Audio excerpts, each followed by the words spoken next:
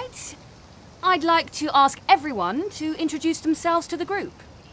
Ian, financial analyst. Penelope, private fund deal manager. Mark, derivative portfolio analyst.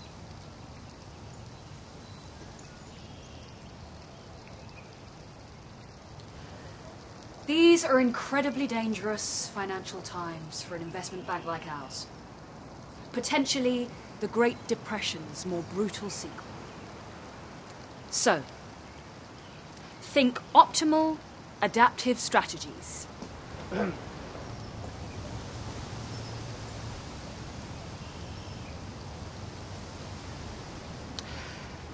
Inspiration is when we pull up memories stored in the mind. That is how we want you to treat this. Picture everything that has happened with the credit crisis so far as one big brain. You're the thought processes, accessing this past and making connections. Feel free to go anywhere pertaining to the crisis, pre or post subprime, it's all relevant. Everyone will get materials tailored to them. This is Rose and Paul. And this is our artist, Sarah. She'll be helping us visualise our thoughts today. Rose is going to pass around a basket if you want to take a few characters each. Apart from the characters to start you off, you'll also get videos, books, articles. We even have props. Okay, just to give us a bit of a warm-up, Ian, why don't you give us one of your roles? A private equity head. Okay. Market panic as crisis spreads. Okay. Here's your scenario. I'm a business associate of yours, and we're in the lift first thing in the morning, and I'm telling you how I've heard so-and-so has lost their job because of the crunch, and I'm complaining that no one's safe anymore. What do you say in response? Now, give me something I'm not expecting.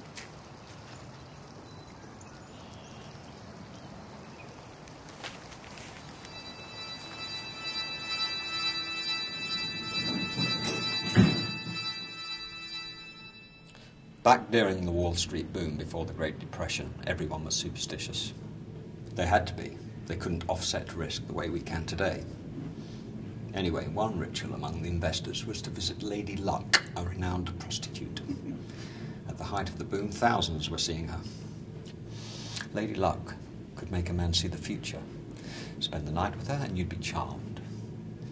If you lost big, they said you hadn't been to see Lady Luck enough. She was obsessed with gambling and chance. She found luck and fate to turn on.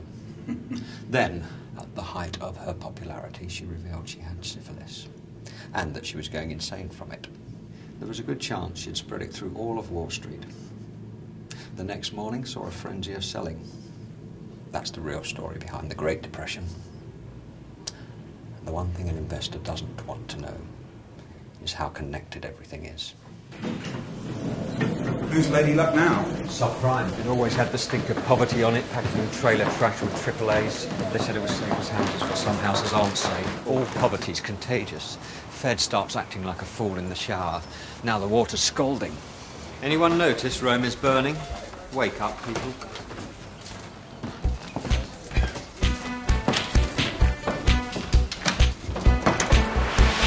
Crisis in the credit system. I found a bubble inside a crisis, a hole full of empty mess. Crisis in the credit system. I found a bubble. Price earnings ratio 43. Ethical bonds 79.5. Nikkei 225. Renminbi 6.8189 to dollar. Penelope, let's hear your role. I'm a hedge fund manager. Babel Capital Management, can I help?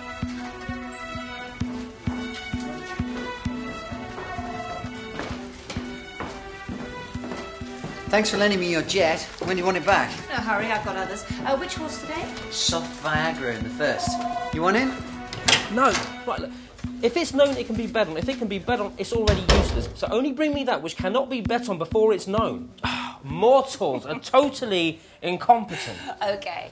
Alpha topic, Weathering the Bad Times, part 30. Let's throw some ideas at the wall, see what sticks. Right. Food prices tripling over 5 months. This must have created some opportunities we haven't tried yet. All right. Shortage, poverty, hunger, weight loss. Short large clothing manufacturers and go long on companies making smaller sizes. Short Weight Watchers, the major gyms and scale manufacturers. OK, fine. The bigger picture... Probable outcome, staple foods too expensive for too long. They become luxuries in ways unimaginable since World War II. Fat becomes the new thin and fashionable again. Fat? Or at least healthily chubby. So, long-term plan, 1, short fat first and go long on thin. 2, later go long on fat. So when fat's down, we can buy fat cheap. Meanwhile, go short on thin. So when fat comes by a cup, we'll be flush. Or flesh. Oh, fat people from a thin market, how depressing. Who'd have thought the credit crisis would be so devastating? Penelope, when finance dies, the world spirit dies. They'll never forget the liquidity drought of 2008. Mark my words, doomsday is upon us.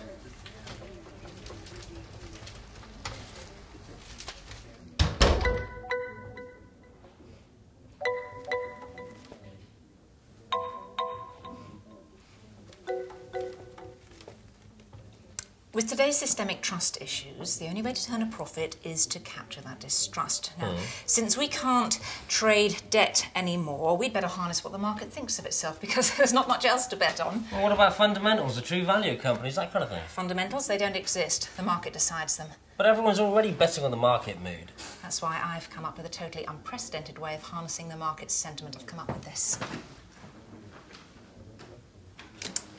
You'll find it an extremely elegant procedure. I hope. Oh, I better get this. Hello? No, I'm not comfortable with that.